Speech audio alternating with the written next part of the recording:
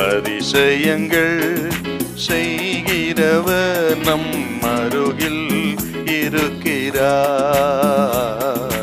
அற்புதங்கள் செய்கிறவர் என்றும் நமக்குள் வசிக்கிறார். யோசுவா 21:44. கர்த்தர் அவருடைய பிதாக்களுக்கு ஆணையிட்டபடியெல்லாம் அவர்களை சுற்றிலும் யுத்தமில்லாமல் இளைப்பாற பண்ணினார். அவருடைய எல்லா சத்துருக்களிலும் ஒருவரும் அவருக்கு முன்பாக நிற்கவில்லை.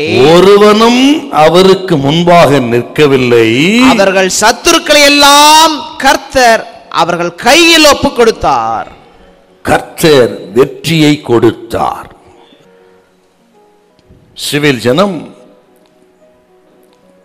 கானான் தேசத்துக்கு வந்து சேர்ந்த பொழுது அங்கிருந்த எல்லா சாதிகளையும் விரோதிகளெல்லாம் கர்த்தர் நிர்மூலமாக்கி மிக பெரிய ஒரு வெற்றி கொடுத்தார்.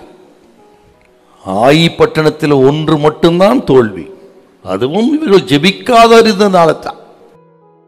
மற்ற எல்லா யுத்தங்களிலும் 100% கர்த்தர் வெற்றியை கொடுத்தார். அதை நினைக்கிறாருங்க.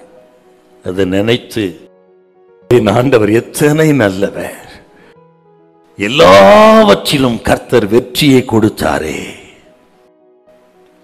வெற்றி கொடுத்து மட்டும் இல்ல, இன்னொரு வார்த்தை சேர்த்து சொல்லுவார்.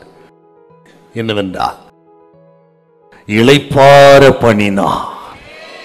கர்த்தர் யாரென்றால் யுத்தத்தில் வெற்றி கொடுத்து இளைப்பாற பண்ணுகிற தேவன்.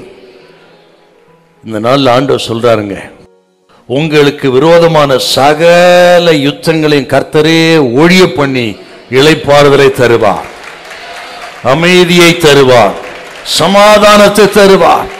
நமது தேவன் யார் என்றால் ஈட்டியை முறித்து வில்லை ஒடித்து ரதங்களை நெருப்பினால் சுட்டரித்து யுத்தங்களை ஓய பண்ணுகிற தேவன். கர்த்தர் சொல்ற உங்க குடும்பத்தில் இருக்கிற யுத்தம் ஓய்ந்து போகும். உங்களுக்கு விரோதமாய் வேற ஸ்தலத்தில் இருக்க யுத்தங்கள் ஓய்ந்து போகும். உங்களை அழிக்க நினைத்த மக்கள் மத்தியில எல்லா ஈட்டியை முறிக்க போகிறா, வில்லை ஒடிக்க போகிறா. நல்ல இளைப்பாறுதலை சமாதானத்தை தருவா. நமது தேவன் சூழ்நிலையை ஆளுகை செய்கிற தேவன். எல்லாவற்றையும் அவர் ஆளுகை செய்கிறார். அவர் கரத்துல இருக்கிறது. அவருக்கு விரோதமாக ஒருவரும் எழும்ப முடியாது. இனி உனக்கு விரோதமாய் யுத்தம் பண்ண முடியாது. எல்லாம் அவருடைய ஆளுகைக்குள்ளே இருக்கிறது. ஹல்லேலூயா, ஹல்லேலூயா.